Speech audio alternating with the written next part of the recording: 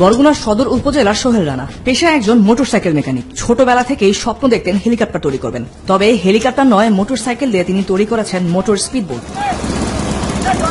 অভাবের সংসারে লেখাপড়া করার সুযোগ হয়নি তার, তাই প্রযুক্তিগত আর আর্থিক সহায়তা পেলে যান তৈরিতে আরো অবদান রাখতে পারবে এমন আশা সোহেল ও তার পরিবারের।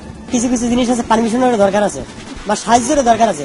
আমি তো এটা চাইছিলাম প্রথমে যে হেলিকপ্টার বানাবো, তারপরে আরেকটা নিচ্ছি যে সিপিল্যান্ড করবো। সরকার যদি সাহায্য করে তাহলে আমি এটা স্পিড বোট যে গতি আছে ওর সে আমি বেশি ছাড়া কম গতি করতে করবো না আর কি। যদি আমরা লেখাতে পড়াইতে পারতাম, নিজে স্পিড বোট করছি তাহলে হয়তো লেখাপড়া থাকলে আরো উন্নতি করতে পারতাম। সোহেল রানার মোটর স্পিডবোট এরই মধ্যে এলাকায় বেশ সুনাম কুড়িয়েছে। তাকে এমন উদ্ভাবনীমূলক কাজে সহায়তার আশ্বাস দিলেন জেলা প্রশাসক।